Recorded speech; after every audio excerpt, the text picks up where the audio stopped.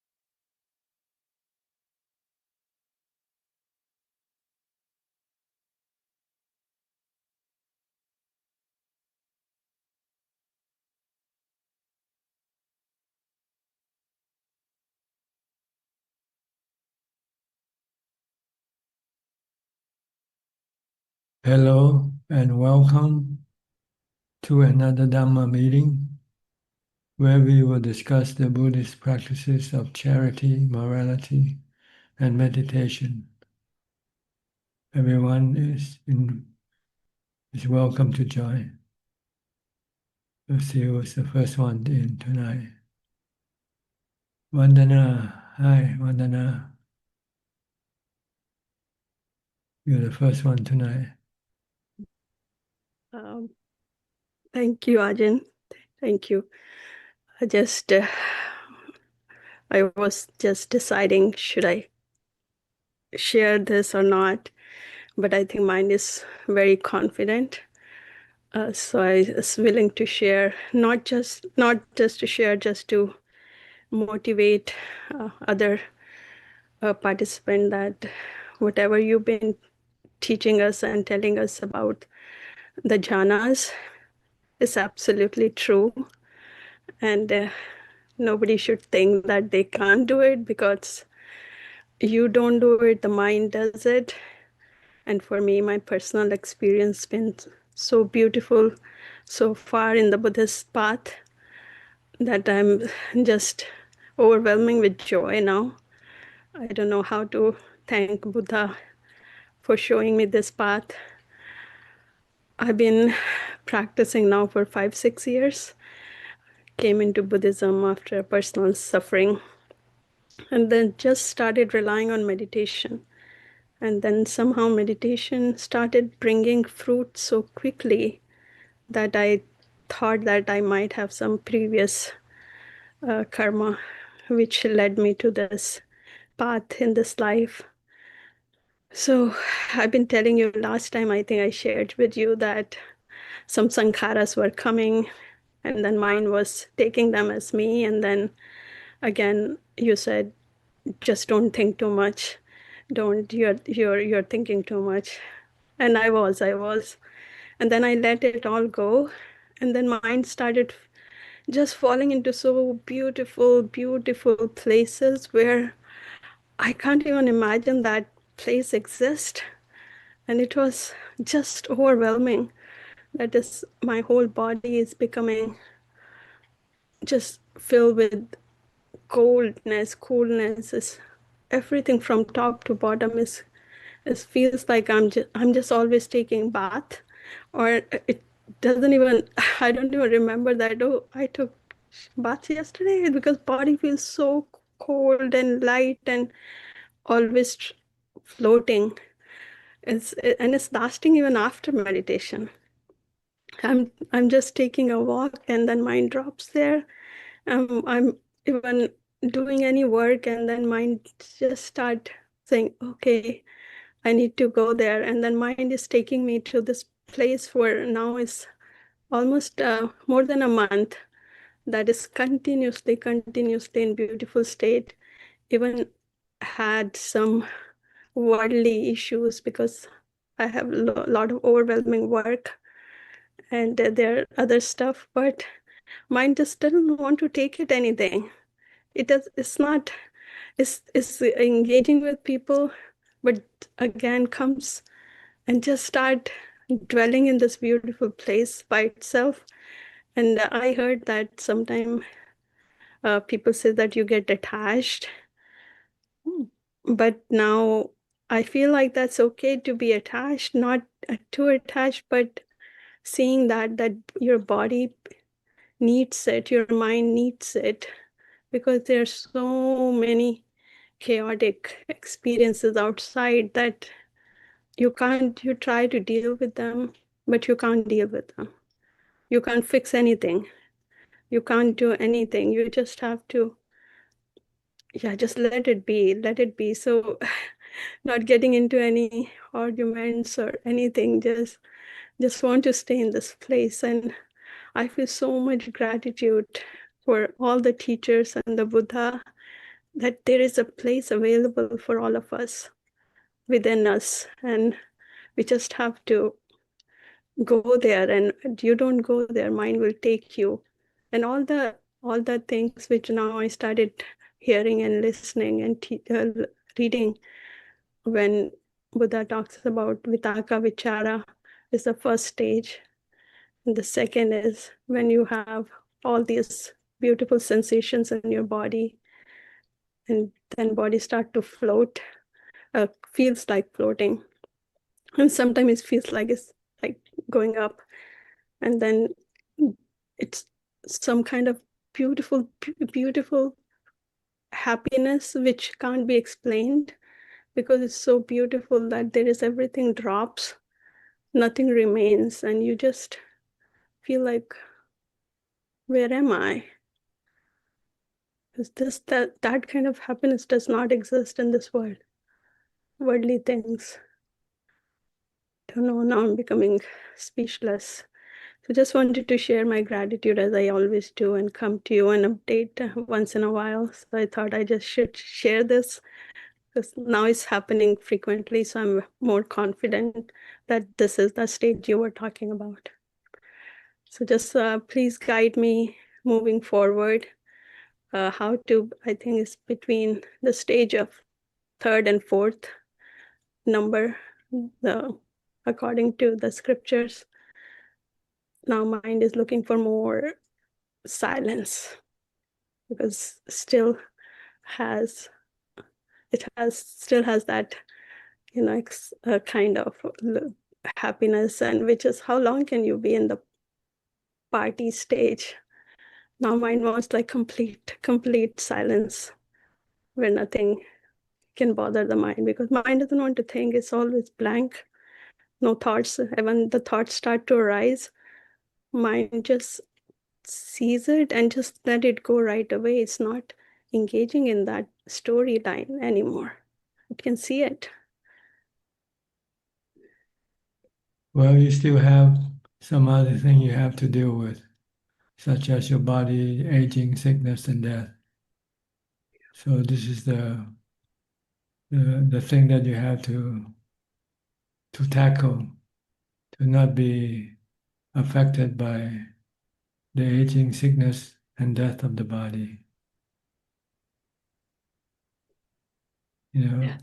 samadhi or calm is in itself is good, but when it's not in jhana, when it has to come out, then it has to see the reality of the body.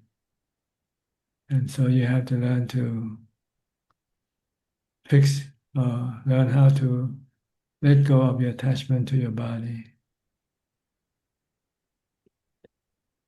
Like the Yes. body will sooner or later will get sick Yeah. and it will have to die. And Actually, that's what you have to to work at, to teach your mind to remain calm and still, and not be affected by the deteriorating nature of the body. Ajahn, so that's the thing that because I had dealt with some medical issues lately, not lately, it was part of my life that my heart condition, it was always for so many years. It goes sometimes so high, it used to, but then I went to I had to go to the hospital to stop the heart rate. But since I started contemplating and being more mindful that what is arising, the last time when I went, I didn't have to do much because I was mindful of my heartbeat going 200 and something, and I could see it. And in the emergency room, they did not have to do the procedure at all. They just put me on the bed and then started doing some manual techniques, and then it came down. I didn't even go higher than that. So I started contemplating since then that this body is just burden. It's not going to be my best friend forever. And especially because the aging is also already started arriving. I feel very cold in the winter time right now in California, and I can see that how much dukkha body is creating. Just you keep feeding it every day. You're just taking it places. You're doing his body is just kind of now. Of course, I'm taking care of it by eating healthy, doing my daily walking, yoga, all those things. But inside, I understand this truth that if I had to die at any minute, it's willing to take that because I think it's done with this, that okay, this is enough. It's enough now. I have to just as you said, a Suba practice. I did a lot of a Suba practice. And all those things brought those sankharas, which I shared last time that, okay, I can't, it was overwhelming. But then after that, something happened. And this, after a few months of that, Vipassana retreats, side effects, all the sankharas came on surface, and then mind started dwelling in beautiful places. So now it's lasting for 1 month or so, more than a month. So I feel like now it's going to change and go towards more calmness and more peace, means quietness. That's what I think it might, but I could be completely wrong. Can you please give more suggestions about how to contemplate more dukkha after coming out of this state of Well, kind of you have to uh, see the body when it's not in a comfortable zone, like right now. See how your mind will react when you subject the body to maybe some kind of pain, or some Mhm. kind of hunger, or Mhm. some kind of, Yeah. uh, suffering situation, and see how your mind deal with these situations. Yes. Yes. I'm just If your mind remain calm and peaceful mm, like before it happened, then it's okay, then it's good. But your mind start to have agitation, have restlessness, or have fear, uh, anxiety, or worry, then this is something you have to fix. Yeah. And you won't know it until you expose your body outside of your comfort zone. Right now, you're in a comfortable zone, so there's no need to do anything. But if you have to go live, say, maybe in a monastery, yes. well, I'm I'm I'm going with my Ajahn to Sri Lanka, and I know there is a flooding situation, and I don't know how it will go. I will go or not. I'm okay with both situation, but that's how I might see more kilesa and defilements coming out, and how mind will deals with it. So you're absolutely right. Putting my body into the situation. Yeah. like sitting for a long time for the Yeah. pain to arise, and see how you deal with the pain of the body. Yes. Yes. These are the things that jhana samadhi cannot fix for you. Yeah. You can use jhana to escape from the pain, but you still have to solve this problem Yeah. eventually. Using jhana is just like using anesthetics, Yeah. but you might run into a situation where you don't have anesthetics to use. Then you have to use vipassana or wisdom to teach your mind to see the true nature of the body and the pain. Yes. And they are anatta. They're not something under your control, and they come and go as they like. So you must be prepared to to meet them when they come. The ones that Yeah. you don't like. The Yeah. good Vedana is okay, but the bad Vedana is what bothers us, what bothers the mind. Yeah. So you want to teach the mind not to be bothered by the bad Vedana, bad painful feeling. So this is something you have to do next. Once you have enough calm and peace, your mind will then know how to react accordingly. All you have to do is maintain calm and peace as if you're still in jhana, but without going into jhana in the face of pain or in the face of death. Yes. Yes. Thank you so much, Ajahn. I just want to add one thing that these stages also impact the daily life is so deeply that if you intend to go into a difficult situation, for example, the verbal, somebody says something and you feel that you want to react, but mind won't let you because mind is so calm that you're going to deal with that situation and mind let it go right away. Even you thought, no, this is so big, you can't take it. You're thinking mind will tell you, but the next day, mind says, oh no, that mind just let it go. It's not registering in the mind anymore. That anything, even very strong, mind is not registering. It's just letting it go and You have to let go wiping it.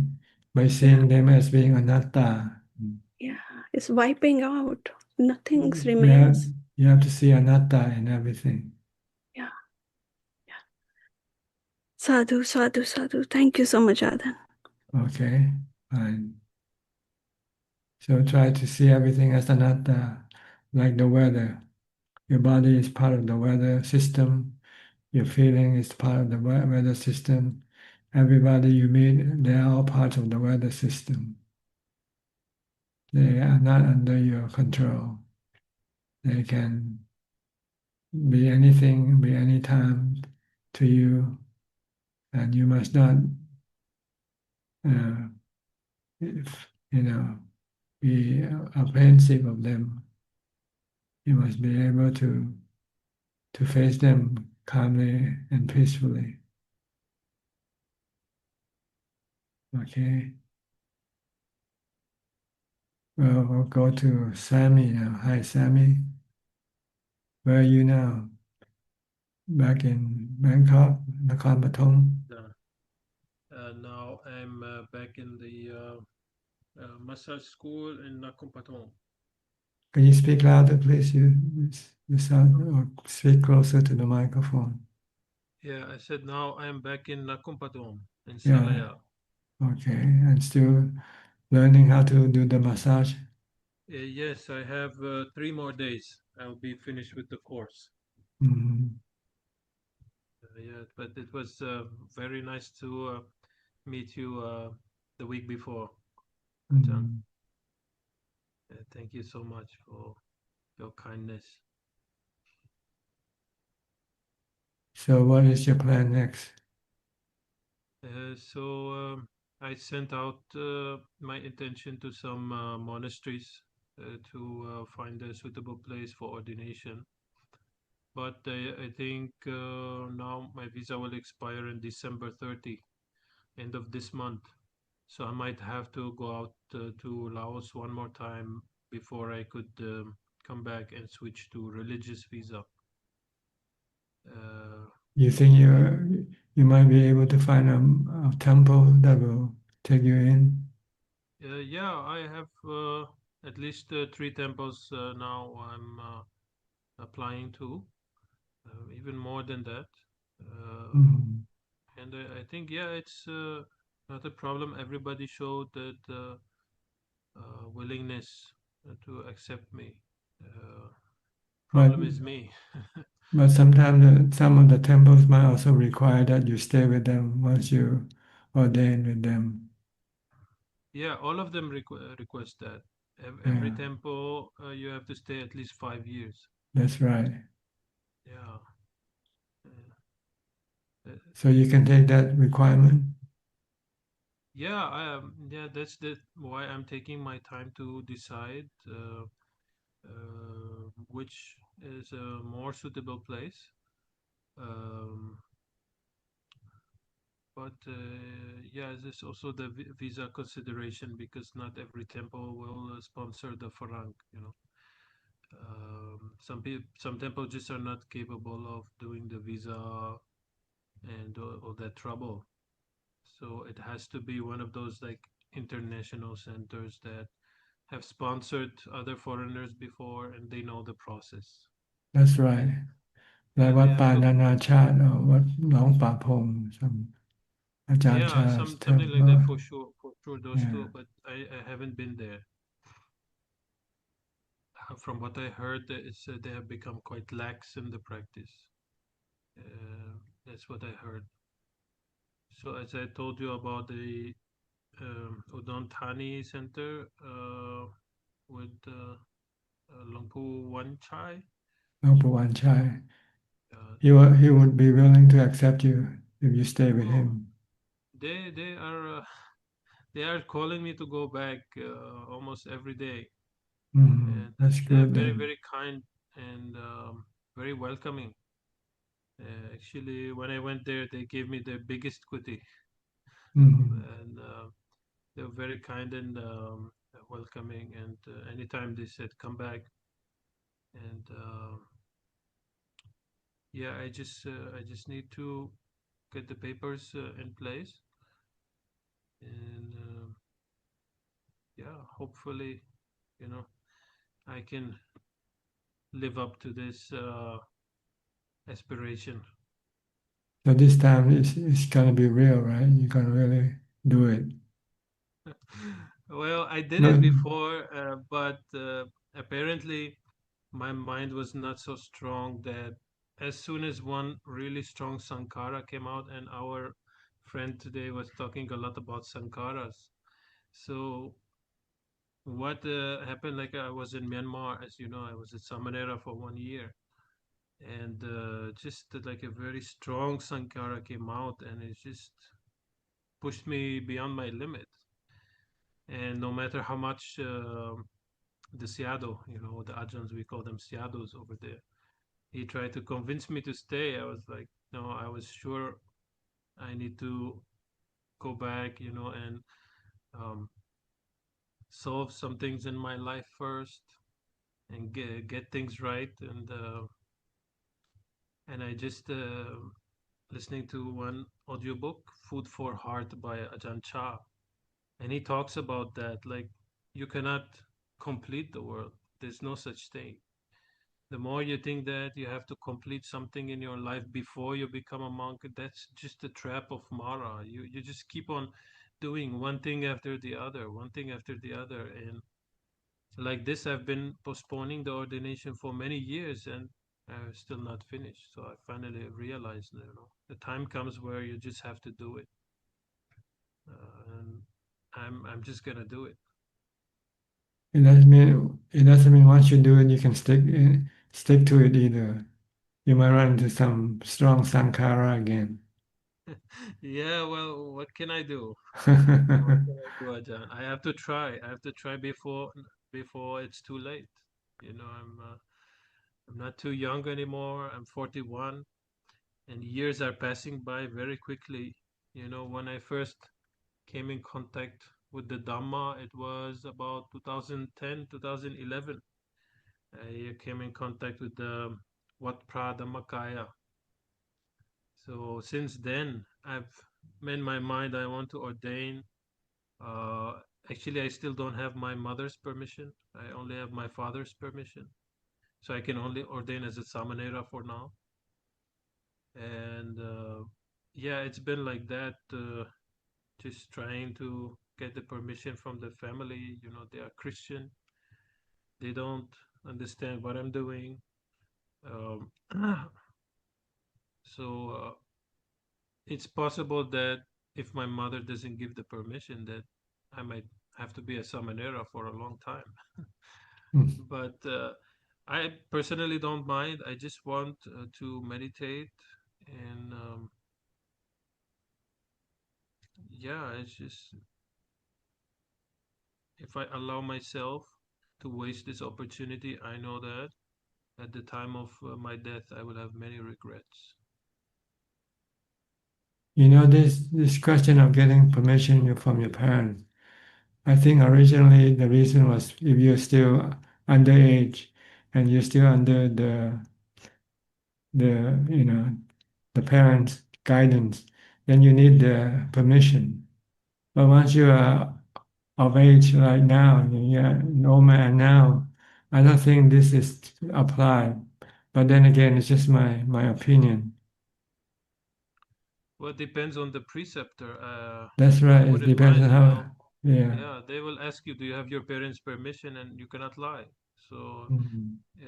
if I say only my father, maybe some of them will accept actually, but as I heard, but mostly, at least from what I know from Myanmar and the few places I know here in Thailand, that you do need the parents' permission. Same in Myanmar also. Yeah, yeah, absolutely. They won't accept otherwise because, you know, Both parents or just either one of them. that's the thing. If you're not married, no matter how old you are, the rule is the Buddha never gave specific rule. When his father asked him, you know, please, you have to stop ordaining people without parents' permission, and the Buddha conceded. He accepted his father's request.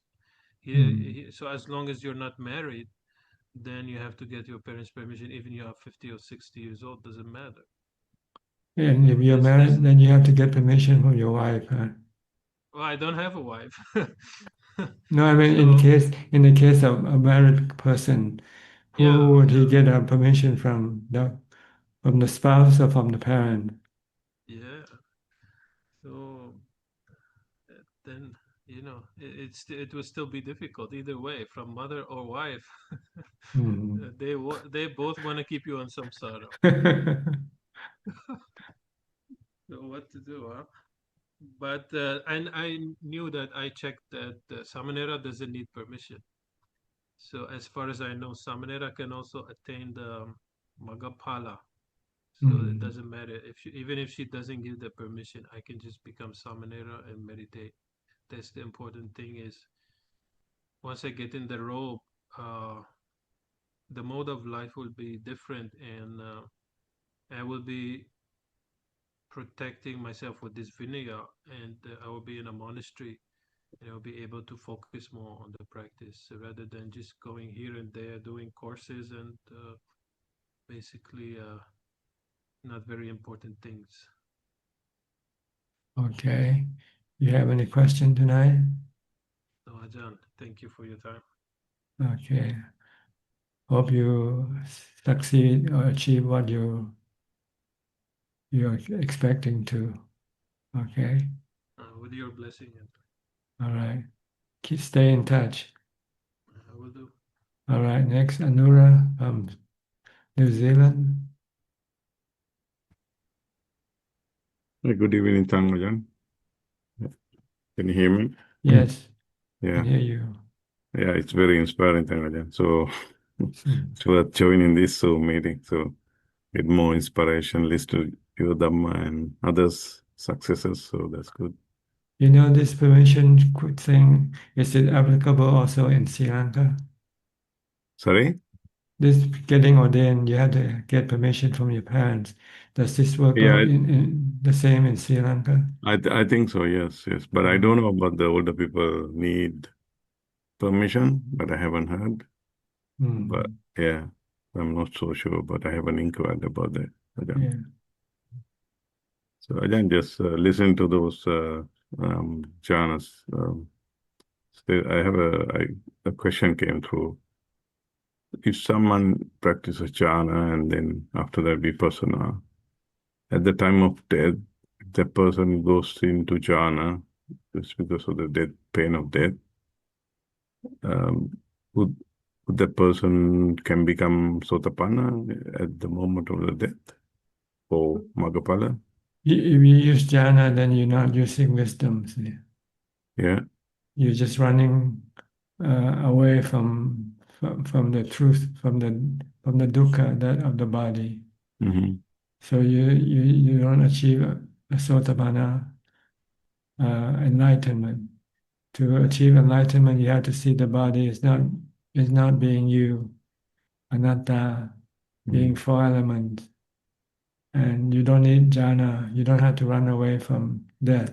Yeah. You can face death in the eye and watch the body die in front of you. Okay. But if you go into jhana, you don't know what happens to your body, Okay. and your ignorance of the nature of the body hasn't yet been solved. See? So you cannot be a sotapanna or any level of enlightenment if you use jhana to deal with your suffering. Mm-hmm. In order to become enlightened, you have to see the body as being anatta, not yourself. Being a servant, being like a robot made from the four elements, and is subjected to aging, sickness, and death. And you're willing to face it and let it be without having to go into jhana. This is letting go of your first fetters, the fetters of sakayaditi. Yeah.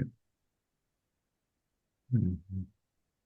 And in the process, once you can let go of your sakayaditi, you also will automatically let go of your what you call your doubt in the Buddha and the rites and rituals that you might still cling to, because you'll see the Dhamma when you use wisdom to deal with your delusion, and you see that the teaching Buddha is real. So the one who teaches this teaching must also be real. And you also see that all your suffering arising from your craving. And in order to get rid of your craving, you need to get rid of your craving in order to get rid of your suffering, not to do rituals to get rid of your suffering. So you don't rely on rituals to cure your suffering.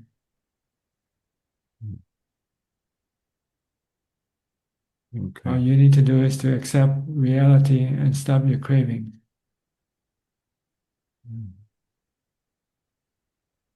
Okay. Some people get sick and they want to use some sort of rituals to cure their sick illness. Yeah. But for Sotapanna, he sees that illness is just part of life, part of the body system. And no matter how much ritual you do, it's not gonna kill the body.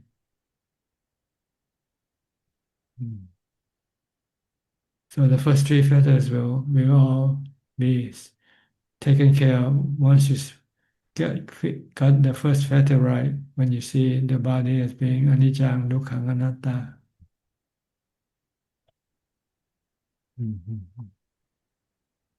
So that means if one cannot finish his job work before the death, at the time of death, the karma would decide the next rebirth.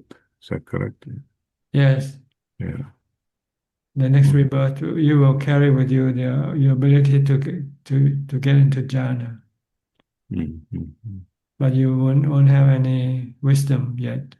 You won't yet see the three characteristics in the body. Mm-hmm.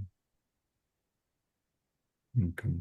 So you will have to work on it again when you in your next life.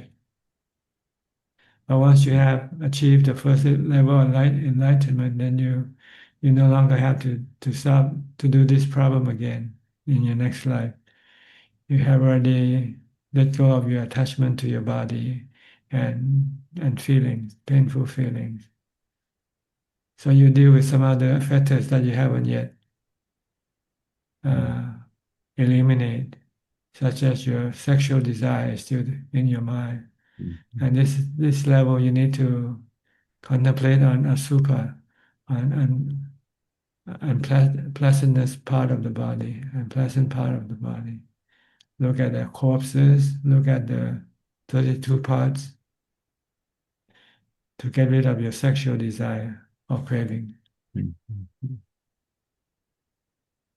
But in the next life, there's no guarantee but that we will meet a good teacher, Dhamma, It's by chance, I guess. by chance. Yeah. By chance. Sometimes you do, sometimes you don't. So you have to rely on what you have achieved this life to carry through if you have nobody else to teach you in your next life. Mm-hmm. Like the Buddha in his last life, he was able to enter the jhana by himself Yeah. without, but he didn't know anything about the three characteristics of existence. Mm-hmm. So he has to work out until figure things out himself. See everything as being anatta, not under your control. Mm-hmm.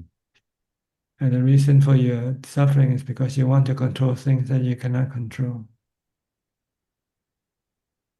So you have to stop trying to control everything.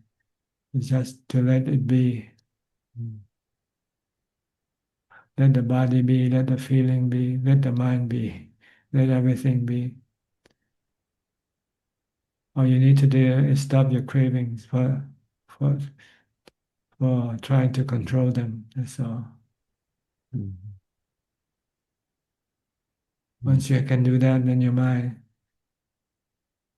will be able to let go of your attachment to everything. Stop all your cravings and stop rebirth in the process. Mm-hmm. Mm-hmm. Okay? Yeah, thank you, Dhamma. Yeah, that's good. Yeah. Maybe, Where's your wife today? I think she couldn't get up, so She's still sleeping, huh? yeah, Okay. she did some meditations. It's still late night time. Okay. Yeah. No So problem. Just wondering. yeah. No, yeah. Okay. We all even last few weeks we couldn't join because we were a bit late, so we Uh, listened online. Yeah. okay. That's yeah. So in terms of my practice, Ajahn, so I started. It's good that every time when I wake up in the morning, as soon as when I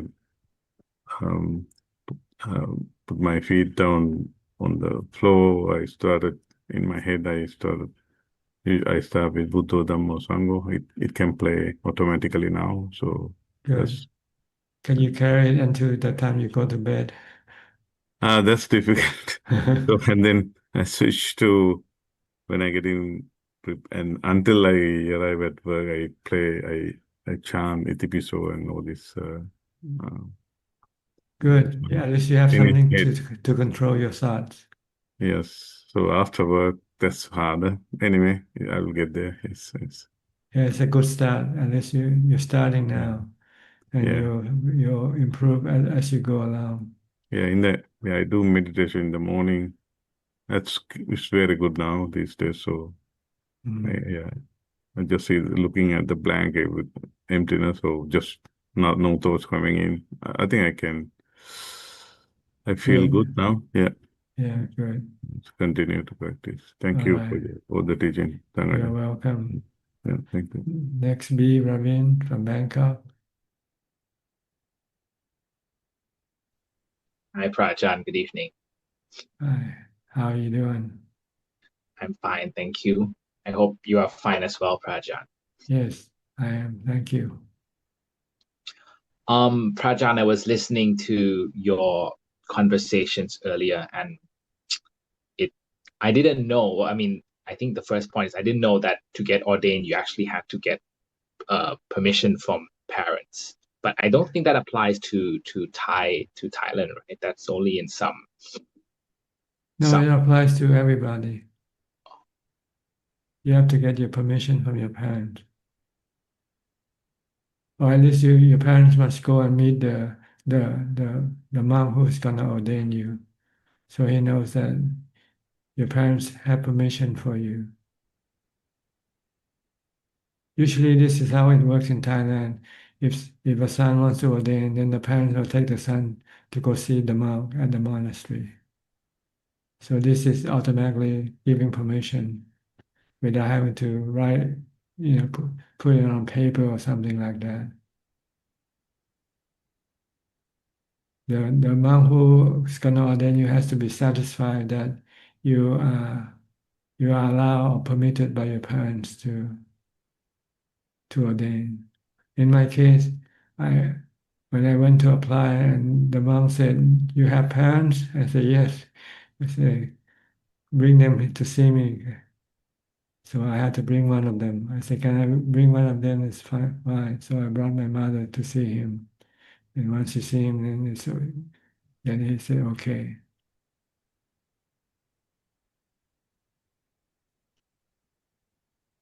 Oh, I see. I learned something new today, Prajan. Mm. But And for me, I thought getting permission is more for underage person rather than a grown-up person. Uh, like in Thailand, once you're 21, you're considered grown up. You should be able to do any legal thing. So I thought maybe ordaining also is like that, but I'm not sure. It's dependent on how the monk, the preceptor will interpret this rule. I see. But I mean, the monks themselves, right, Prajan, as Samanera, for example, is for those under the age of 20. You can only be a full monk once you reach 20. If you're younger than 20, you can only be a Samanera. Yeah, you're not mature yet to keep the 227 rules. So you only keep the 10 precepts first as a novice of Samanera.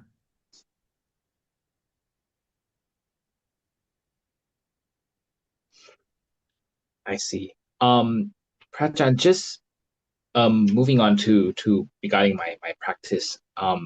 You you mentioned just now earlier that jhana is not enough to eradicate suffering. Do I understand correctly? Is it because jhana only brings about peace and calm of the mind, but it doesn't bring about any wisdom, which we need to cultivate to kill the fetters? Well, jhana can suppress the fetters temporarily, so the suffering disappear temporarily, but not permanently. Once you come out of jhana, your mind can still start to crave for this and that, and then suffering will come up from your craving. See?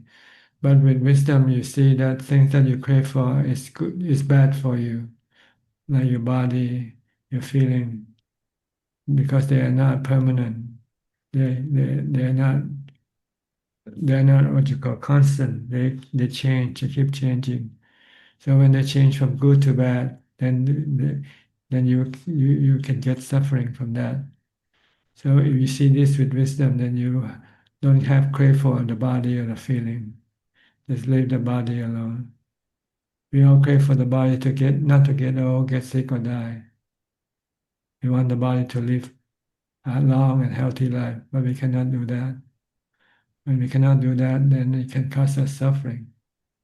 So when you see this with wisdom, then you say you cannot expect the body to last forever. You have to come to terms with the truth of the body, which is it will get old, get sick, and die. This is wisdom. So this is not something jhana can do for you. Jhana only stop your cravings temporarily when you enter into jhana. Your craving for not to get sick, not to die, will be suppressed temporarily. So you didn't feel any suffering when you're in jhana.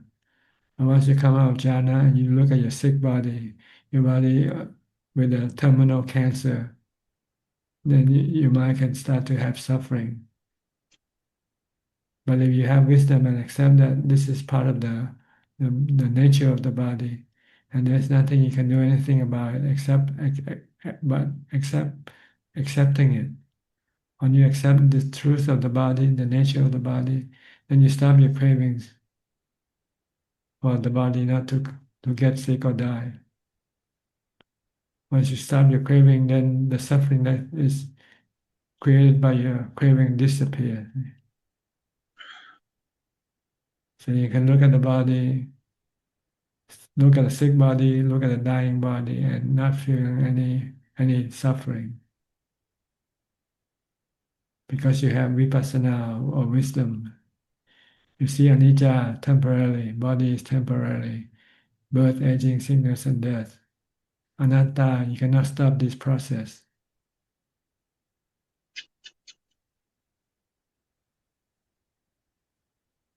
I see. So that means jhana only serves as a tool that can help us to develop wisdom, because without jhana we cannot develop wisdom. Yes, without jhana, you don't have the strength to stop your cravings, even though you have the wisdom to see that craving is bad for you, but you still cannot stop it. Like people who are addicted to cigarettes or alcohol, they know drinking is bad for them, but they're craving for alcohol and they cannot stop because they don't have the strength to stop them. See? But if you have jhana, then you have the strength to stop your cravings. Every time you think about getting a drink, you say, "Oh no, I don't want it." Then you can just stop that. So you need both. You need jhana also, and you need wisdom. You need the three characteristics to be able to get rid of your suffering permanently. Yes, because I did some self-reflection, Prajan. I mean, it's easy for us as lay people, at least for me, to say, "Oh, I know that craving is bad. I know that that looking for worldly sensual pleasures is bad." It's easy to say it, but then the mind doesn't accept it, because when we come across, like I come across a real situation, then the defilements take over. So I think it's like superficially knowing is not enough. It has to be like internalized, and that's what wisdom is about. Is that right? Yeah, one is theoretical and the other is practical. When you come to the real thing, see how you react. When you come face to face without the things you need to have, you wanted to have, how do you feel? Can you feel remain unaffected, or you start to feel bad, feel the blues, or feel the lonely, and so forth?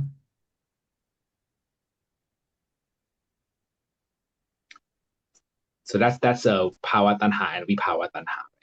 Yes, all three of them, either one of them, they come either craving for sensual pleasure, craving for being, and craving for not being.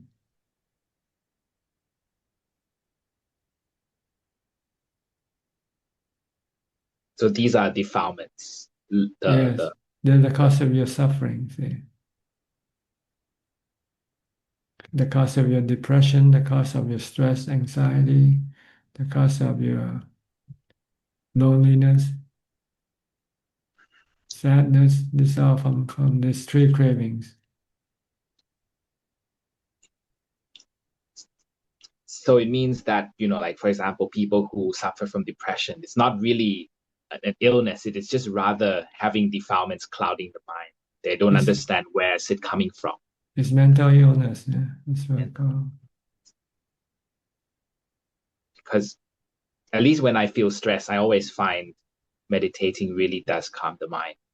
But that's temporarily. See, when you meditate, you stop your cravings.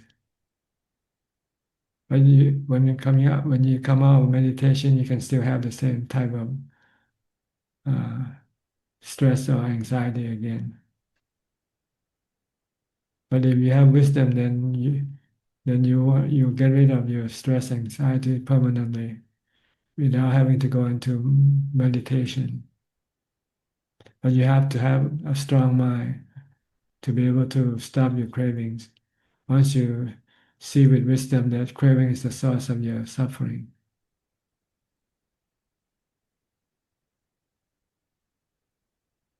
Understood, Prajan. So to summarize, I would have to have a blend of both Yes, you mindfulness, need wisdom, and samadhi. you To need to to have feel. use mindfulness to stop your mind from thinking, from cravings, and then you need wisdom to teach you that your suffering is being caused by this type of craving. If you have feeling the blues because you have no drinks, and the wisdom will say because you want to drink, that's which caused you to have the blues. So if you want to get rid of the blues, just then stop your craving for the drinks. When you don't crave for drinks, then you don't feel the blues.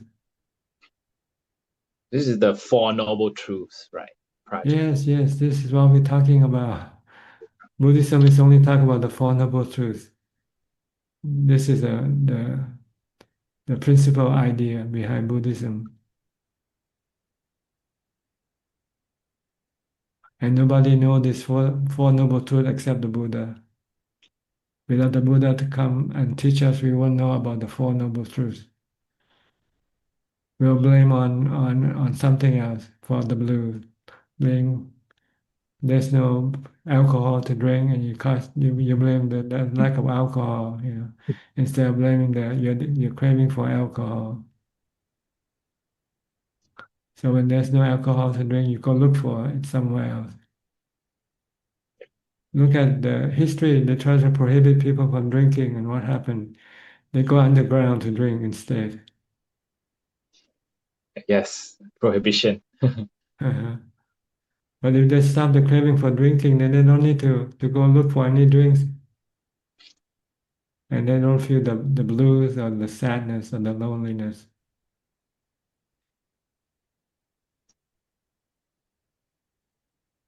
In order to stop your craving, you need to have jhana. The mind strong enough to have jhana will have the strength to stop your cravings. Once wisdom tells you this is the cause of your problem. Okay? Yes, Prajan, very clear. Thank you. All right. Next. Celia from Peru. You've been in a few times but didn't have a chance to speak. You had to go? Hello, Brian. Can you hear me? Yes. Yes. Happy to be able to talk to you. Yes, I have to leave at 9. Well, Oh, I my see. 9 a.m. Yes, because I have to attend to my mother. So It's sometimes I almost get there, time now. sometimes not. Yeah. Yes, but yeah, happy I could join because I've been extremely busy these last weeks, and I will also be busy in the next week. So yeah, lots of thoughts coming, lots of things that I have to do and take care of. So yeah, I just wanted to join to center myself a little bit and listen to the Dhamma. So yeah. Okay.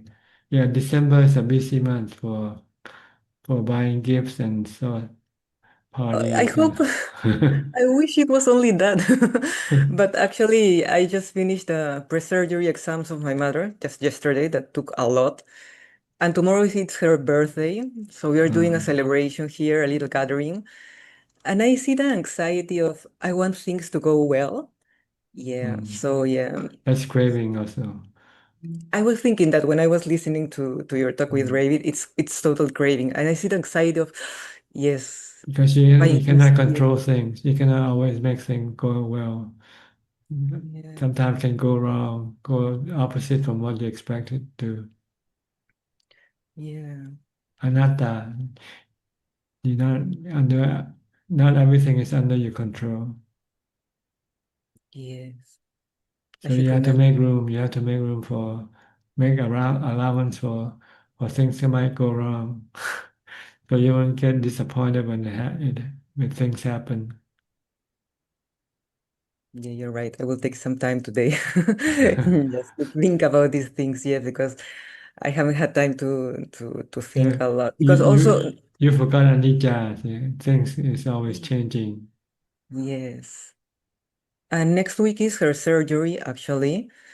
So we're going to be most of the days at the hospital, Mm. and there are more things to take care of, no? So I'm finishing with the birthday and starting with the other plans.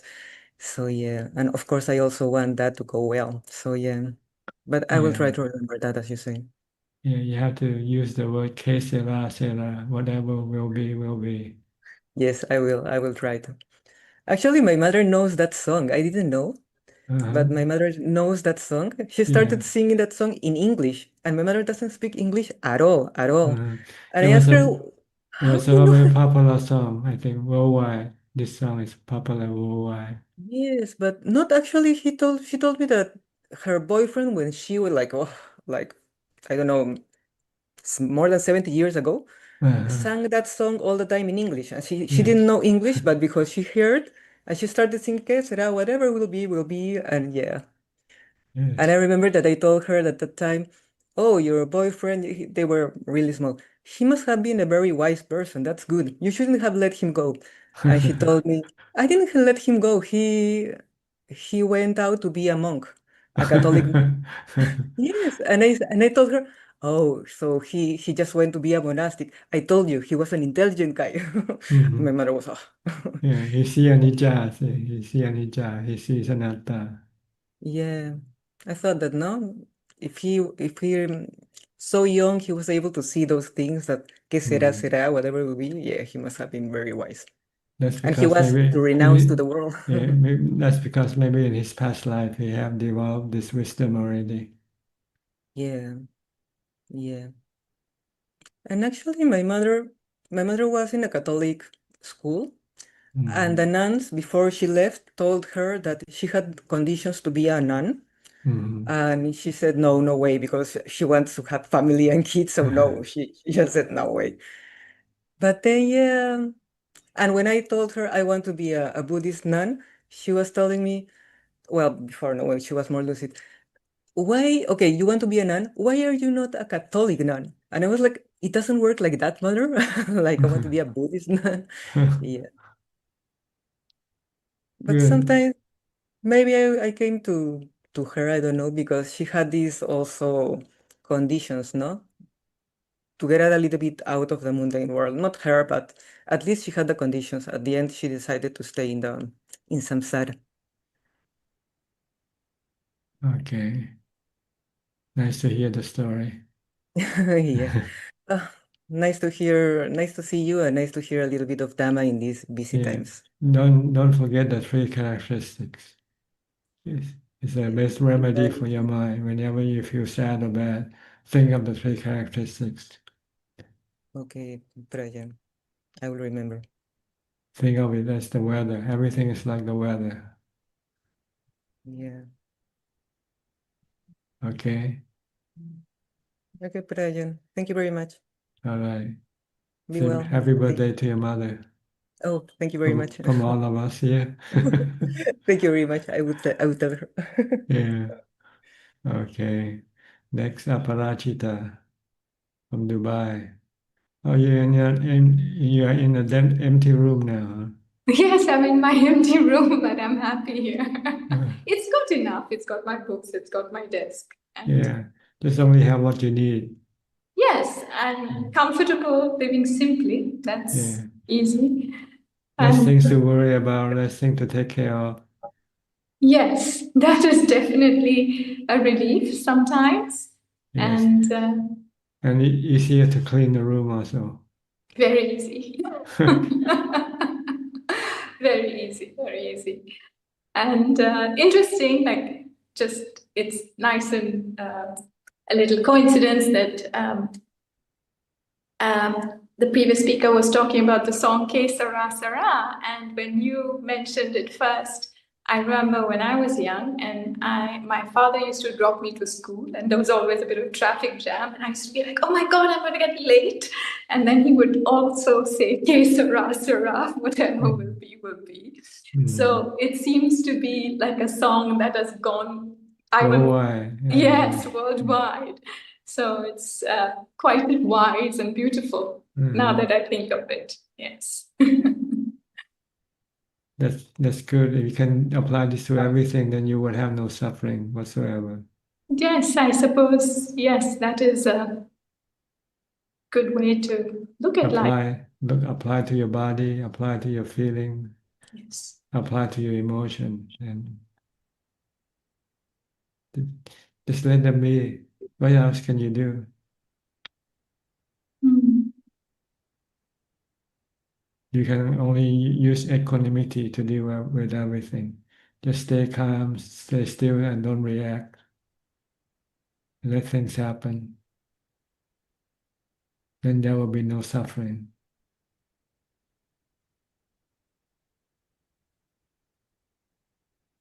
Okay, understand how to do it, how to do with que sera, sera. It's just to let it be. What can you do? Yes, it's that kind of not forgetting and remembering to ungrip kind of at a Mhm. moment. Yes. You need equanimity, you need the fourth jhana to be able to just merely observing and knowing and not reacting to anything. Okay, Okay, Ajahn. nice Thank talking to you. you. Lovely talking to you as Okay, always. Thank you. you're welcome. Next, Saket and Nita from India. Namaskaram, Ajaan. Yes, how are you both? Yeah, we're well. We just spent some time at Bodh Gaya. I think Neeta updated you last week, Ajaan. Yes, she said she enjoys meditating there. Yes. Actually, we were very fortunate that a senior monastic from Thailand had come there, and Mhm. they had planned to meditate for about 9 hours a day for 20 days. I see, good. And so, because of that, we were also able to kind of follow along and get into that rhythm. Um, because actually, Bodh Gaya is a very noisy place, and for it's noisy, and there's a lot of beggars, and there's it's not very pleasant in many ways. However, because they had that intention, they were sitting under the Bodhi tree and meditating. So we also sat and kind of learned to sit with all various auditory impingement and loudspeakers and things like that. And I think overall it became quite an enriching experience.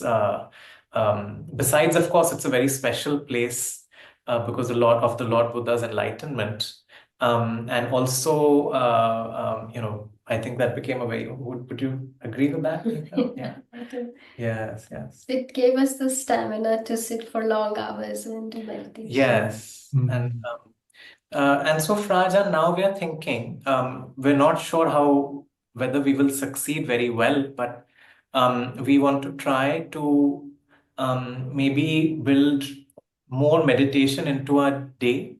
And so, maybe something like, 5 to 9 in the morning, we'll meditate, and 5 to 9 in the evening. So we're thinking we're going to try something like that. And 9 to 5 of the day is kind of open. So we wish to try that kind of a routine. Mm. And just wanted your thoughts, Rajan, about this routine itself. And next, that there are few opportunities that are coming up for more travel. And I wanted your thoughts on whether it's worth going or skipping. One is that there is a senior monk from Thailand coming, and he's leading a Dutanga walk, one part of which will also go through a tiger reserve on the last day, I think, which normally we aren't allowed to go on foot. And do you think it's a good idea? It's maybe a 3-4 hour drive from where we are. And do you think it's a good idea to step out and go for such a program? Well, it depends on whether your mind is ready for it or not.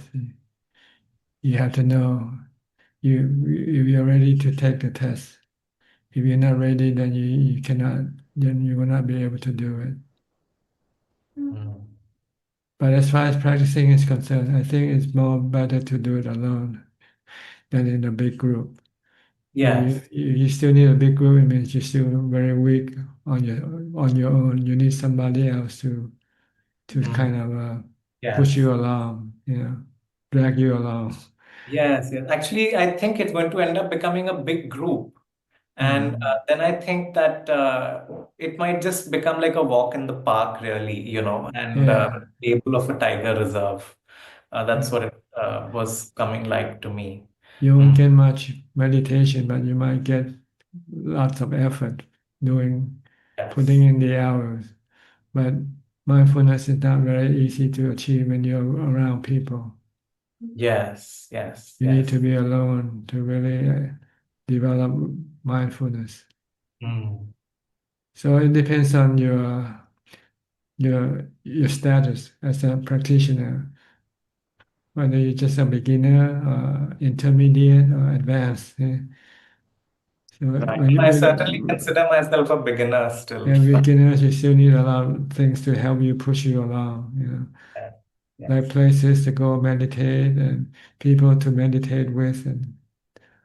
But once you are able to have enough mindfulness to do it on your own, then you want to be alone. You don't want to practice with other people. Right. Right. Right. Mm. So if you find it useful and can help push you on the path, then it's okay to do it. Mm. But if you Yeah. can do it alone at home right now, why have to travel anywhere? Yes. Meditation is in the heart, in the mind, not in places. Places are like the trapping of the Mara, that somebody said earlier. Sensual pleasures. You still want to go see, hear things. When you're staying at home, you don't see or hear things. That is different.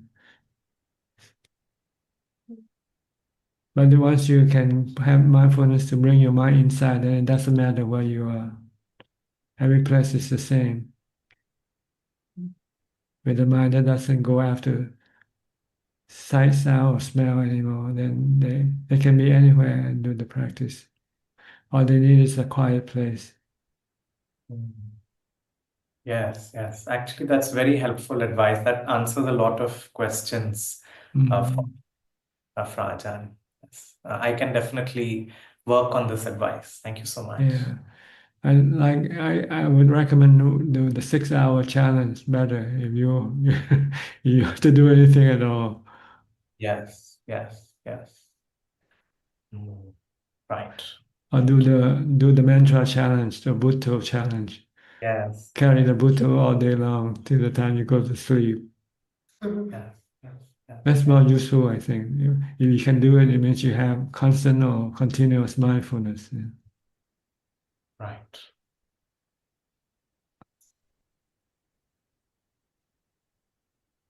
But I think your mind's still going outside, going toward the central objects. That's why you want to go here and there, practice here and there. Not ready to do it where you are right now. Yeah. It is very attractive to go traveling for meditation. That is. It's really contradictory, but anyway, it sounds good. When you And meditate, sometimes you people don't see us as a very serious meditator. We're going to God to yeah. meditate. We're like, If you're serious, you don't want to go anywhere. You just want to stay put. yes, yes, yes. No, certainly. This is very helpful advice. Thank you so much, Raj. Okay. How about you, Nita? Rajan, I do have some retreats coming up, but this advice is very helpful, and eventually there would be a point where I would stop traveling, and soon I feel that so.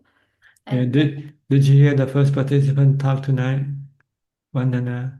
yes, She somehow managed to find that peace in herself, and she just yes, feels so blissful. She didn't want to do anything else. Just stay with that bliss state of true, mind.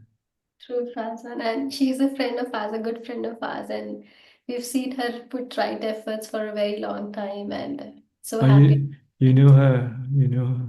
From Yeah. California. We were in the same city. Santa Clara. Yes. Yeah. Okay. Good. Are So she, you still in touch with her? yes, yes. I see. Okay. Good. Mhm. Yes. But you should ask her for advice how to do it. How? We recently talked and she was asking about my Bodh Gaya trip and I was rejoicing in my efforts and I was rejoicing in hers. But yes, I'll keep trying, Ajahn, and I'll keep discussing with Kalyana Mittas. And of course, your advice is always very helpful. And Yeah. sitting under the Bodhi tree, many times Saket and I would come back and discuss that Ajahn Suchart, whatever he says, he's so right and he's so direct. And it's so helpful to just focus on the tip of the nose. And it's so helpful to keep being mindful from the moment we get up to the moment we go to bed. It's difficult, but if we go into that practice, if we go into that habit, it really works wonders. Yeah. This is the goal that you should set up for yourself. I liked your analogy about football also last week, where it should be like we have to keep the football with us. Similarly, we have to be mindful to have our chant with us throughout the day. Yeah, good. Thank you. All right. Hope you find peace like Vandana have found her peace. It's present, so hopefully. Okay, good. Next we'll go to Ricardo from Spain. Hi, Ricardo. Is this your first time joining us? Yes, good evening, Tanayan. This is the first time. Okay, welcome to our meeting. Thank you. I would appreciate some guidance because I have changed my practice. So I've been meditating for 15 years, more or less, on my own, reading books. But my practice has been just sit and relax and be aware. And throughout the day, the same, walking or doing whatever, but just to be aware without focusing. But I felt that I need some concentration. So I have changed recently and I practice sitting 2 hours or three per day and using the breath. From time to time, Buddha. Good. And throughout the day, I try to practice with the mantra also, to practice as much as I can. And how does it work for you? Um, I've been doing that since 1 month or not much more, and I have noticed my mind more focused. I think that is the change is beneficial for me. Mhm. And in a few days, I will be fully retired. So I have more time now. And I want to increase the time of practice to improve the meditation, the practice. Yes, you're doing the right thing. You're practicing mindfulness, and when you're sitting, you're practicing meditation, anapanasati. The point is to be able to maintain mindfulness continuous enough to stop your mind from thinking completely. If your mindfulness is not continuous, your mind might be still running around. You might be watching your breath for a few seconds, and your mind start to thinking about something else. You must bring it back to the breath all the time, or the mantra, whichever one you use. You can use the mantra, you can use the breath, but don't let the mind think. It doesn't matter how long. The length of time, it doesn't really mean that you're doing good. what determines your practice is your mindfulness. If you have continuous mindfulness, then your mind should be calm, quickly, and can remain calm for a long time. Okay. So watch out for your mindfulness.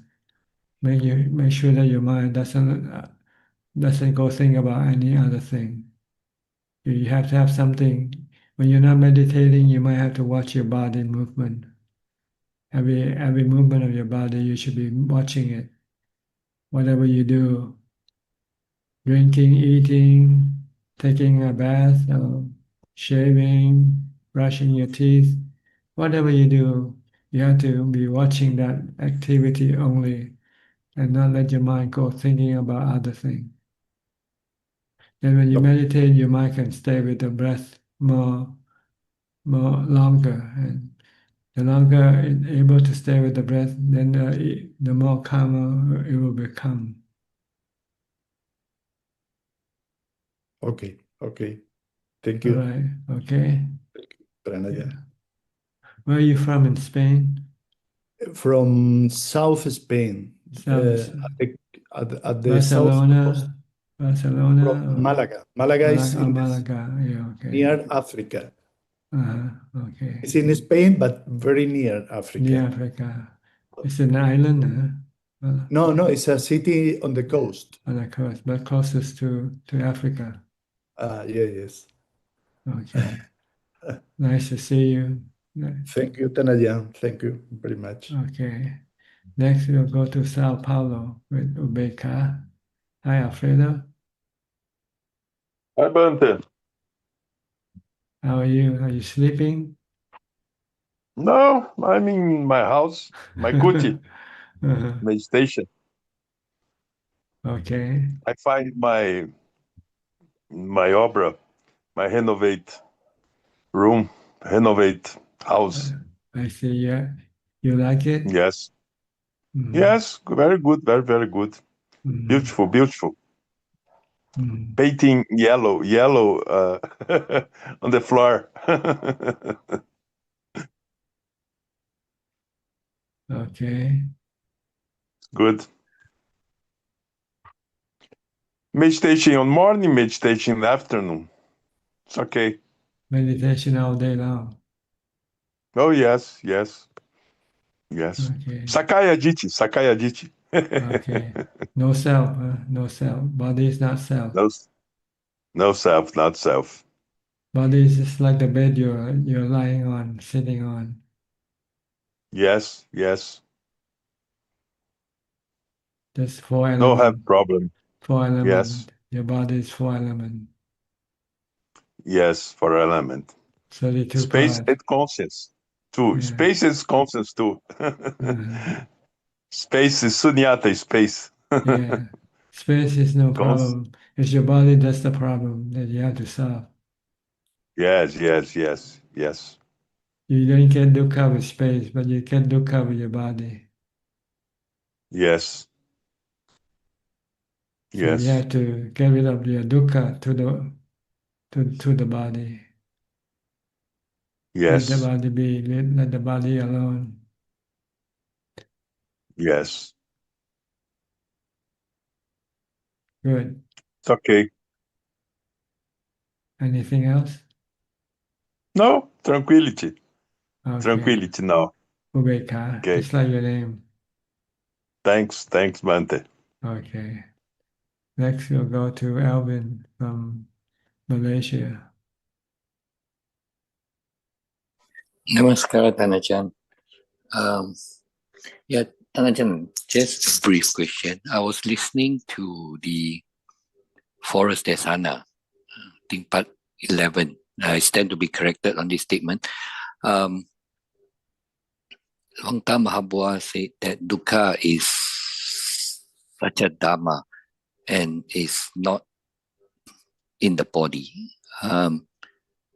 What does it mean by that? I mean, our body do not have the dukkha, right? It actually comes from our chitta, is it, Tanajan?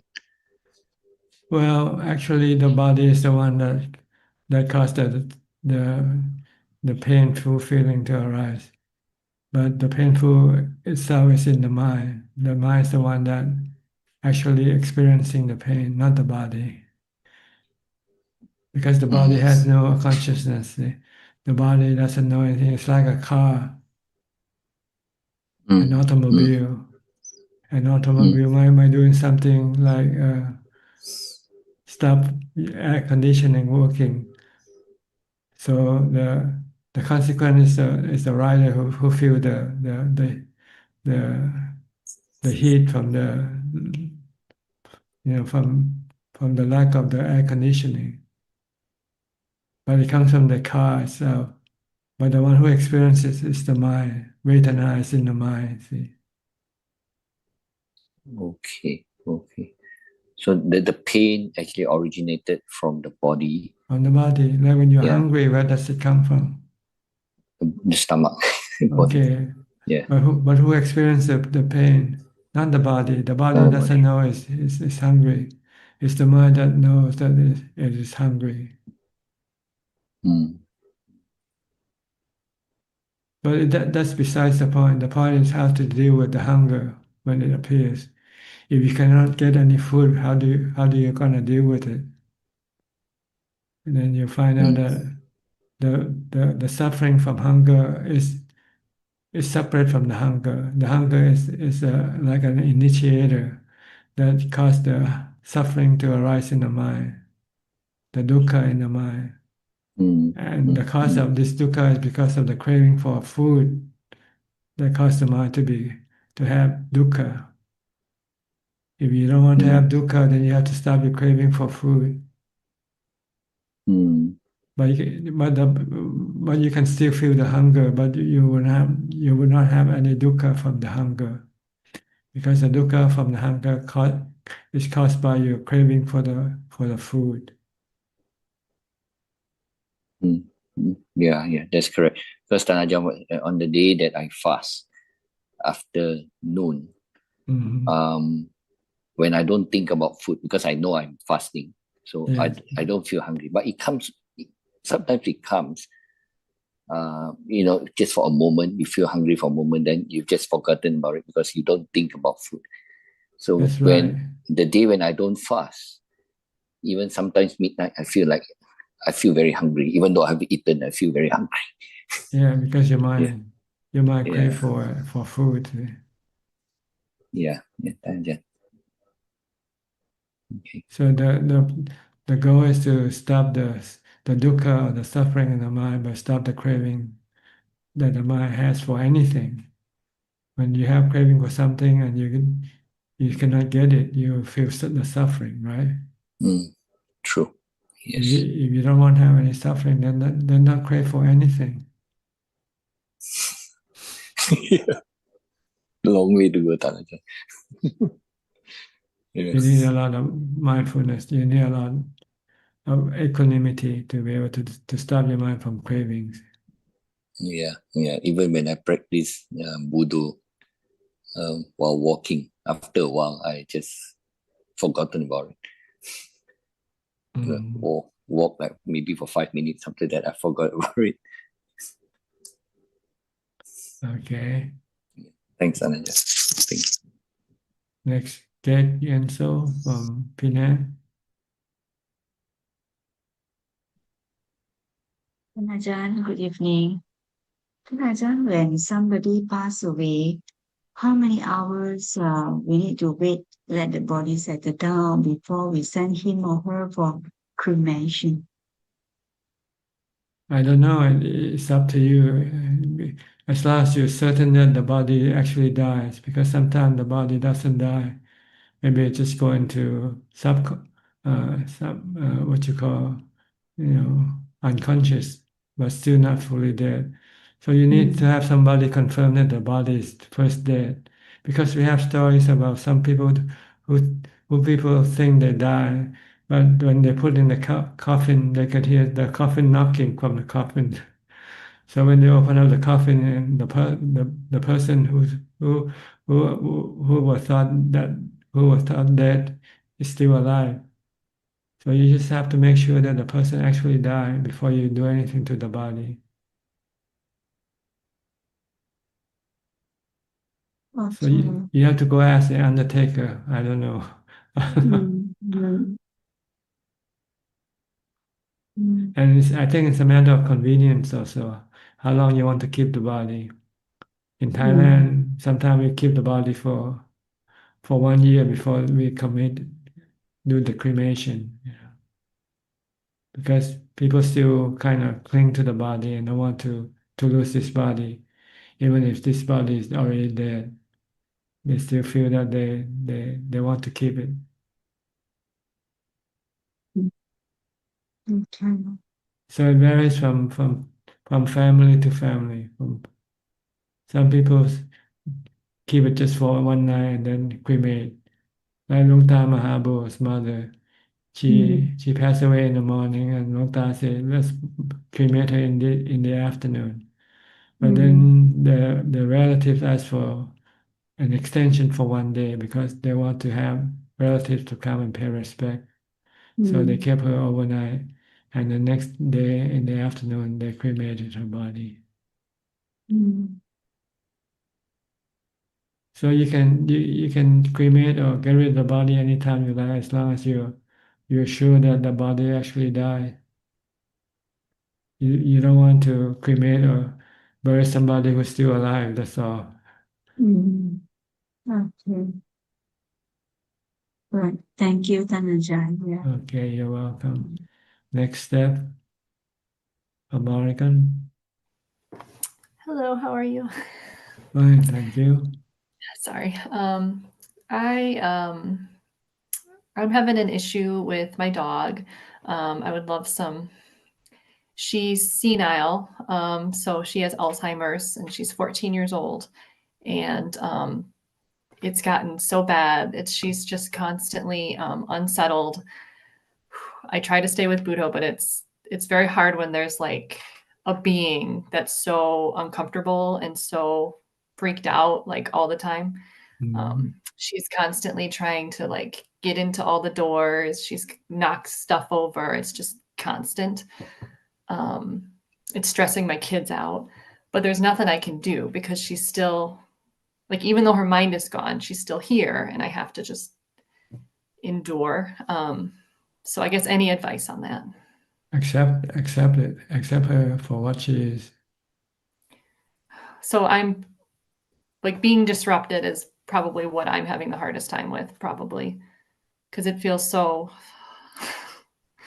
It's just constant. Like I can't relax ever because she's so just accept that that's what it is. That's okay. Can you put her in a cage or someplace where she doesn't bother other people? I have had to start putting her in an office at night because I did put her in a cage and she desperately tries to get out, and it was really stressing out me and my son. So it's been very hard. Yeah. But she's like, she's gone mentally, but I can't, she's still there. You know what I mean? I have to, she's a being. I have to treat her with respect. Yeah. Yes. Yeah. But you also want to protect other people from her, Yes. Yes. from her action. Can you tie her or something to a post or something like that? It's gonna have to be what starts happening. It just feels so bad because she's like the family pet, and now I have to treat her like a nuisance. It's like hard, but I think that is the way I have to go. Yeah. Yeah. Okay. That's all. That's what I'm dealing with. Yeah, this is change. Anija, see, people change, dog change. Yeah. That was what, like last night I was so just distraught, but then anicca, impermanence, and that was really helping. So Anatta also can help. You cannot do yes, anything. she is anatta, and I am anatta. I can't. Yeah. You cannot change her. Yeah. She's like the weather. She's like a She is. storm. Yeah. I just got to endure a really long storm. Yeah. Yeah. Okay. But I mean, to protect other people, it isn't wrong to isolate her in somewhere where she won't bother other people. It doesn't mean you're being cruel or anything like that. You're just being realistic. Thank you. That really helps me to hear that because I've been having a lot of feeling really bad. So I appreciate that. Thank you. Yeah. Okay. Yeah, you can hear her right now. She's just, Yeah. yeah. But if we can endure her freedom and let her live as the way she likes, then that's okay also. Yeah, then she's fine. If she can do what she wants all day, it's fine. Yeah. Yeah. Okay. Okay. Thank you so much. I really appreciate it. This should be a lesson for you. So next time you Yes. won't get another dog. I really wanted another dog, and now I know I can't. This is what comes down. No, Yeah. a lot of Aging, responsibility, aging, sickness, and death, and regardless you of got to take who. care of it. Yeah, yeah, yeah. Thank Dukkha, you very much. life is dukkha, life is suffering. This is a big lesson for me. Yeah, Okay. yeah. All right. Thank you so much. You're welcome. Next, outsourcing from Malaysia.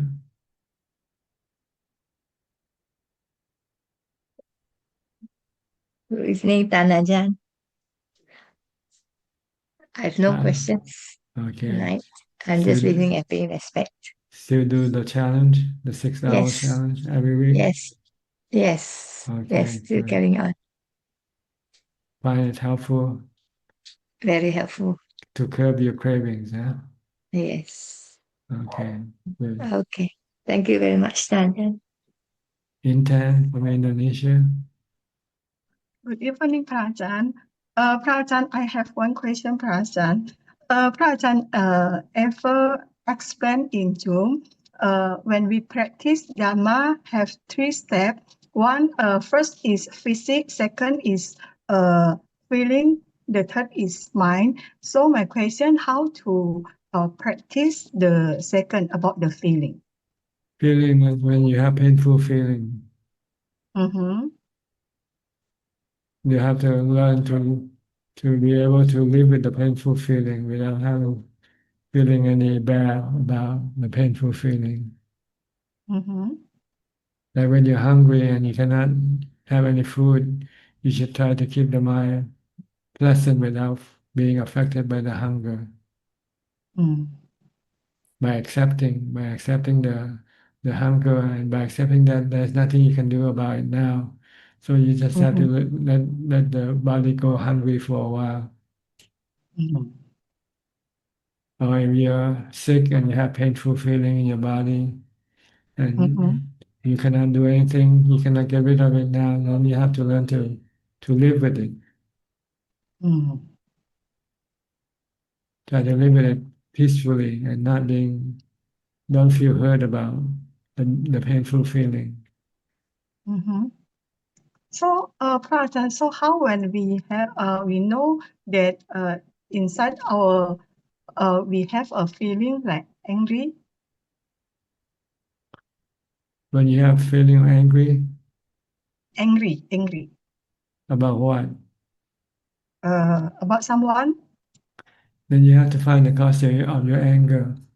And the cause of your anger is your desire to control, you want something from the person. And when you cannot get what you want, you get angry. If I the cause is cause I don't like the attitude. You have to change yourself. You cannot change the person. See? Mm-hmm. You have to look at the person like you look at the weather. Mm-hmm. Can you change the weather? Cannot. Okay. Even if you don't like it, you cannot change the weather you don't like. Then you just have to learn to accept the weather. Once you can accept the weather that you don't like, then you don't feel bad. Mm. Okay, understand, Okay. Prajan. Like when you get sick, you don't like because when you get sick, you have painful feeling, but then you cannot stop it. It's like the weather, so you have to accept it, accept the painful feeling, accept the sickness. Then you won't feel bad. Yes. Okay. Okay, understand, Prajan. It's all from your craving or your desire or your wanting. You want something, when you cannot get what you want, you get angry or you get dukkha. You feel bad. But if you stop your wanting and say you can take anything, it comes. Que sera, sera, then there will be no dukkha, Yes. no suffering, no anger. Okay, Okay, understand, Prajan.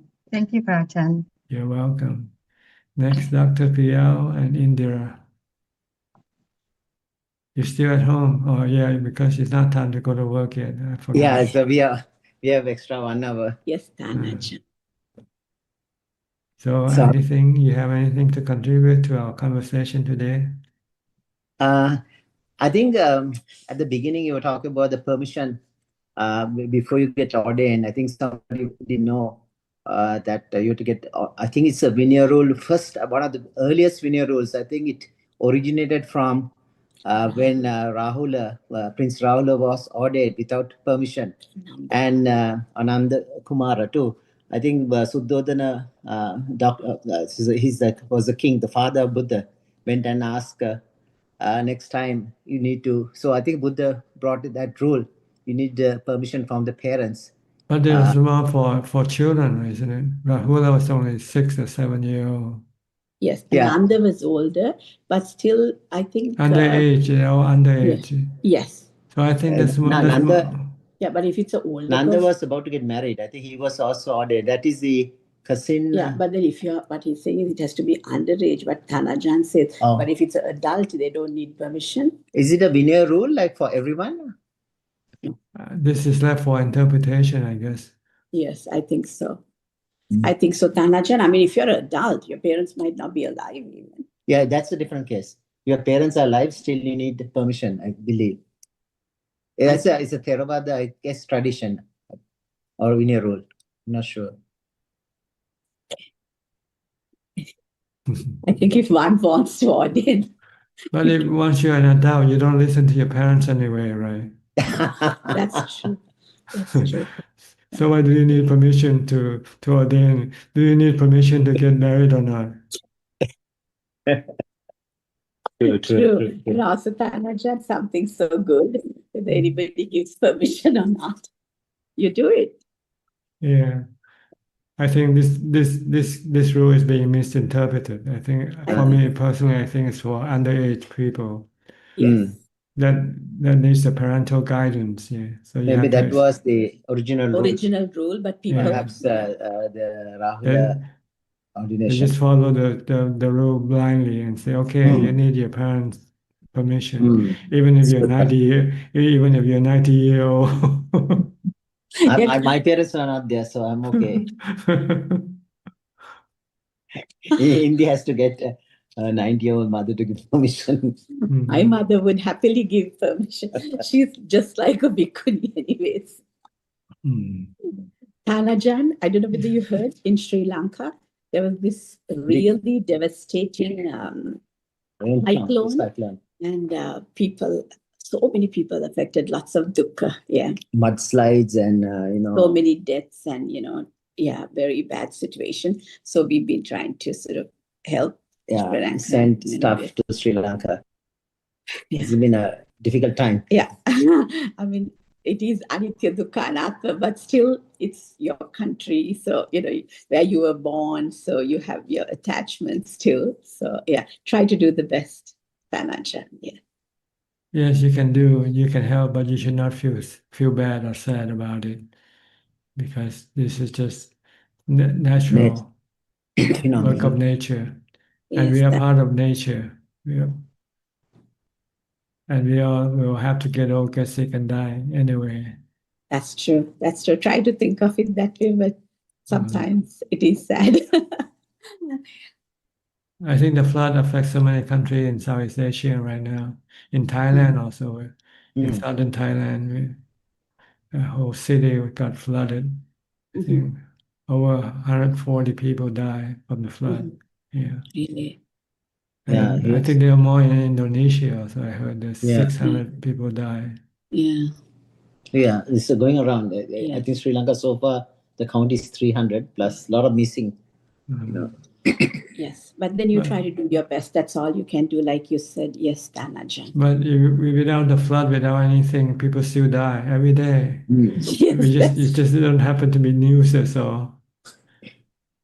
That's true, Tanajan. Yeah. Because if there's no people die, the whole world will be overpopulated. That's true. Natural. population. Look at it in a positive light.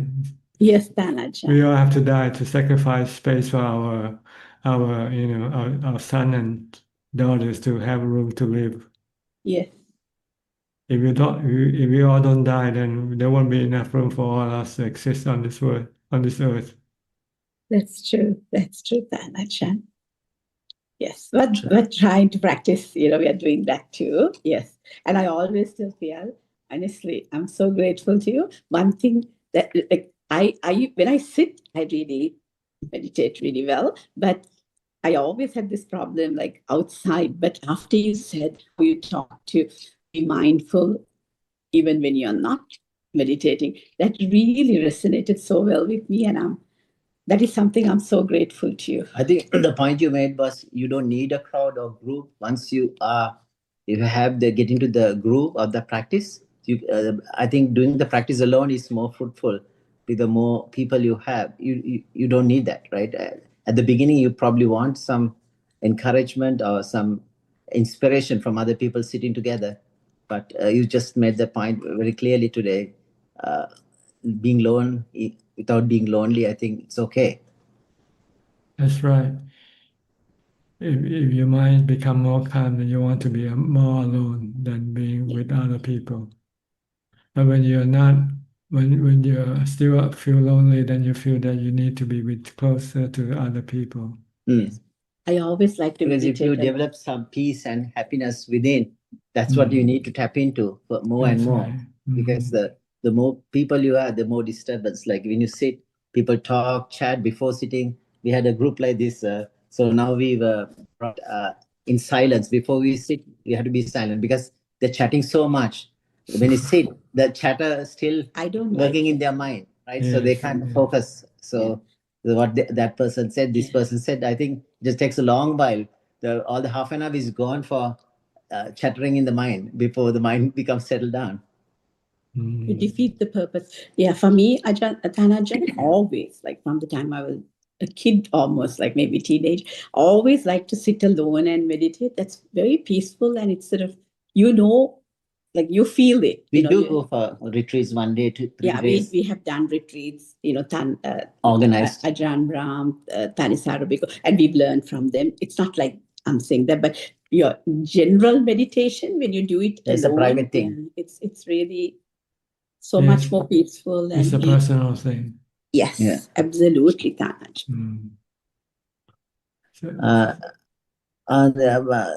Tanachan, you talk about Anitya Dukkha Anatma always has to contemplate. It's sort of a wisdom part of the meditation, right? Even today, somebody asked about wisdom. So, Sutame, you still need some learning. Chintame, you need to contemplate, and then finally you apply application as a bhavana me pajna. So the 3 levels of by learning, by contemplation, and by meditating, the 3 wisdom levels. Once you contemplation, the wisdom, like the bhavana wisdom arise, you really don't need to go back to too much of the learning part, right? Because you already have the ingredients within you. First, you'll have to learn the theory behind Yes, that's the sutta part. The practice. First one. Once you know how to do the practice, then you do the practice. That's right. So less you need to dip into, because you're already you're tasting the food already. You don't need the recipes too much anymore because you're cooking the food and you're tasting it right now. Yes. Yeah. And to do the practice, you need the real thing. See, you have to have the real suffering for you to, so that you know whether it works or not. The theory that you have learned. So like you're a doctor when you study. Yes. You study about operating a person, but you don't actually operating a person until you practice when you graduate and then you enter the surgery room. Yeah. That's true. Yes, true. So the other thing I was I was thinking about is this Anitya Dukkha Anatta. It's pretty, looks like very straightforward, but it's a more expanded. Like if you look at more in an expanded way, I think the Anatma Lakkana Sutra talks about it. I think it's a more logical way. So if it's something impermanent, Buddha asked, is it suffering or not suffering? Then the monk said, yes, it is suffering, because something you want to have, it's gone, then it's suffering. So that makes things obvious for the five aggregates. So starting with the body. So if it's suffering, is it if it's suffering, is it wise to call it as self? Then the monk says, no, it's not wise to call it self, because if it's something suffering, if it's impermanent, and is it worth calling it yourself? It's not worth it, because these are aggregates, are just activities. They're not permanent things. Even the body itself is an activity. So if they arise and passing away, why personalize this and say it's self? Because of the ignorance we call it self, right? So when you know it's not self, it's a useless exercise, right? You're going to suffer when you call it self. Yes, when you consider it to be a self, then you mean you can control it, see. But you cannot control it, then you cannot say it's yourself, it's yourself. If it's yourself, then you must be able to control yourself. Control. So you not get sick, you don't get old, you don't die, you can't. No chance. That's right. Even the doctors have to die. Everybody has to die. Everybody. Yeah. Everybody. So anyway, so I'm thinking of maybe thinking of logical way. I mean, if it's changing and suffering, why call itself? It doesn't I make think sense. Like if it's not changing, it's fine. Like it's okay to call itself, and that's cause of a dukkha, because it's going to change, right? Whether you like it or not, it's going to change, and it is the result. Because if it's changing, impermanent, you are going to suffer, because you can't hold on to it forever. That's the full purpose. Yeah. Yes. It just means that the body is not you. It's just like you look at my body and you don't call my body you, do you? Do you? Okay, you should look at the body and say, this is not me either. That's These are how, some pixels on my computer. this is something that you happen to take possession of temporarily. True. That's true, Ajaan. So the same applies to the other aggregates as well. Feelings. Body is a bit hard because you feel it's permanent, right? I mean, you think it is permanent. Perception is it's a delusion of perception, because you see all the time. But if you take an album and see how you're young and the change, you can see the change. If your photo album will show you the change. But when you see in the mirror, you think you're still the same, not change. Sure. Because the change is very slow. So you cannot, but if you take a photo of yourself 5 years ago and now and comparing, and you say, this is almost like two different persons. I had lots of hair. Yes, Ajaan. Thank you so much for your teaching. You're welcome. Teruan Saranai. Next, we'll go to Philip from Malaysia.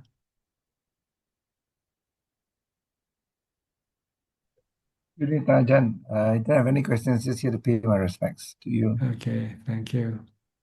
Next, Sri and Czech from Canada, from Vancouver. Greetings, Ajaan. How can I help you? I hope you're doing well. I have a question. Like last week, you talked about like karma. Is karma only affect like the physical body? How about our mind? No, karma affects principally your mind. The body is just secondary. Sometimes it can affect the body, but sometimes it doesn't affect the body. Oh. But it directly affects the mind. As soon as you do something good, your mind feel good right away. As soon as you do something bad, your mind feel bad right away. But your body still remain the same, whether you did something good or bad, right? Yes. So karma actually works with the mind. The body is considered to be what you call collateral, result. Sometimes it happens, sometimes it doesn't happen. You kill somebody, you might go to jail, but sometimes you don't have to go to jail. It depends on how you manipulate the law. Mm. Okay, but you But feel bad right away as soon as you kill somebody. And karma has three stages of showing result. The first one is immediately in your mind. When you did something bad, you feel bad right away. Then mm, second one, the second result will appear when after you die. When after you die, the bad karma that you have per- performed will then lead you to go to be born in a undesirable state of existence. Yeah. And then the third stage of your karma result is when you reborn the next life. If you did bad karma, when you reborn the next life, you have a bad physical appearance or having a unhappy state of, of existence in your next life. So karma works three stages. Immediately, right away, then next after you die, and then next after you're reborn. That's oh, why we are born differently. Sometimes we are born, some people born happy, some people born sad, unhappy, some people born rich, some people born poor. These are the effects of your good or bad karma. oh, okay. Right? Because in this world, people are different, right? Some are Yeah. rich, some are poor, some are good looking, some are bad looking, some are healthy and some are not healthy. Some have long life, some have short life. These are consequence of your past Mm, karma, good or bad. okay. And so if I keep like practicing mindfulness and then try to keep the mind calm, and this become like our way of living, and then this karma will bring with us. Yes, whatever you do, it becomes a habit. It goes with the mind. If you know how to meditate, when in your next life you can meditate right when you don't have to go seek a teacher to teach you how to meditate. Mm, If you know how to swim, then you in your next life you can swim when you're born. If you know how to play the piano or violin, the next life you can play the piano or violin. That's why some people can play violin at the age of 6, because they already learned in the past, from the past life. mm, If you were good at sports, then in your next life you'll be good at sports. If you're good in mathematics, you'll be good in mathematics in your next life. That's why we have different people have different abilities, because of the past lives, the past karma. mm. If you used to be a thief, in your next life you will still be a thief. So it won't go away. No, Even it's a habit. See, it's habit. It's fun. But you can change if you realize, oh, this is not good for you, then you can stop. Every time you feel like cheating or stealing, you say, oh, no, no, you have to stop yourself. Then you can reverse the process. oh, and mindfulness is the way to break this. That's why mindfulness and wisdom. Mindfulness is the one to stop your urge, your cravings. And wisdom is to teach you this is the wrong type of craving you should be having. You should crave to be good person. You should crave to keep the precept, crave to do dana, for instance. Mm, So you need to live with somebody who's wisdom, who's wise, who has wisdom and wise to teach you what's good and what's bad. If you don't already know it in yourself, then you will need somebody else to teach you that. But if somebody already learned this in the past life, they then they don't need anybody to teach them. They know that to to do bad karma is wrong, and don't to do good karma is right. And they keep doing the good karma and try to stop not doing the bad karma. Oh. So your past life affect your future life Mm. in this regard. Mm. And what you like and what you hate also go with you in your next life. If you hate some colors in your next life, you'll still hate that same colors. Hmm. If you Yeah. like a certain color in your next life, you'll still like that particular color. If you're Mm. left-handed, your next life you'll still be left-handed. If you're right-handed, you'll be right-handed in your next life. Oh. That's why we are different, right? Because of our past karma. See? Oh. Mm.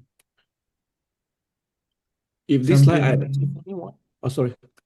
in this life, if you are if you, accountant, in your next life you'll still be an accountant. So Can we turn to musician then next life? you can try, but you find it difficult. You'll find it difficult. Yeah. That's why Yeah. people change profession sometimes after they do it for a while. They say, "Oh, this is not right for me."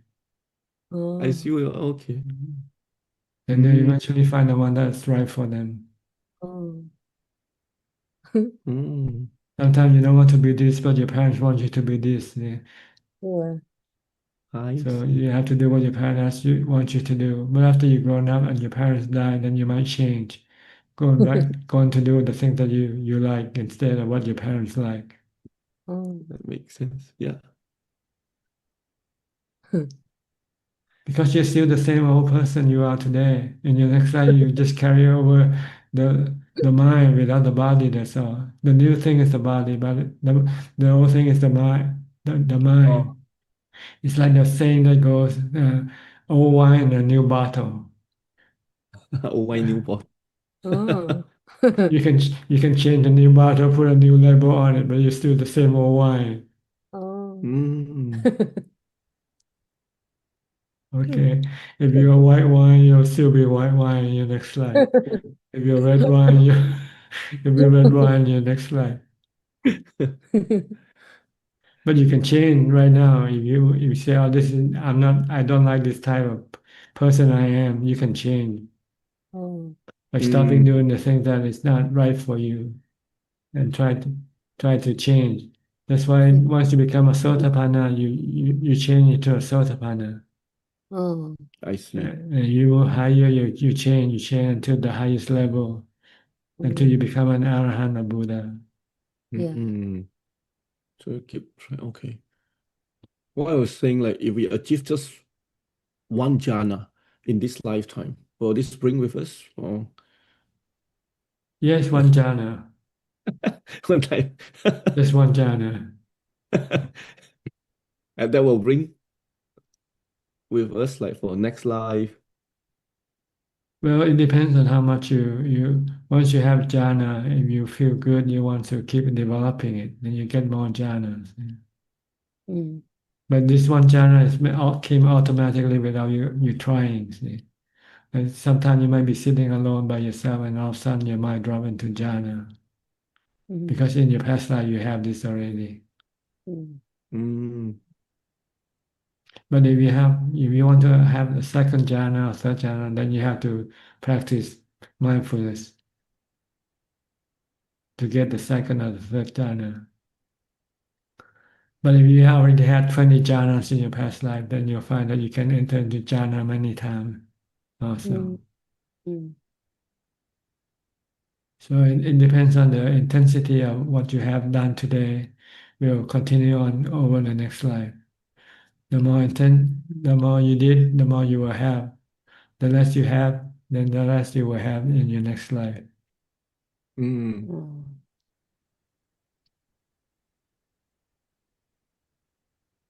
Okay. Yeah, I remember you were saying like it's like the feeling of falling, right? Like sometimes it can be like feeling of falling, and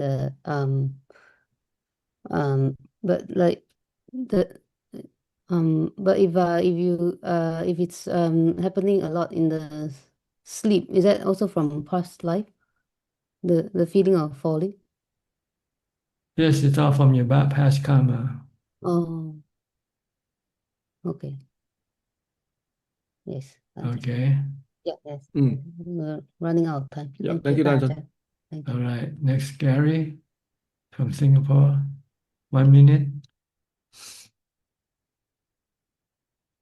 Evening, Thanajan. I'm just here to pay respect. No questions. Thank you. Okay. Same with Belinda. Hi, Belinda. Just pay respect.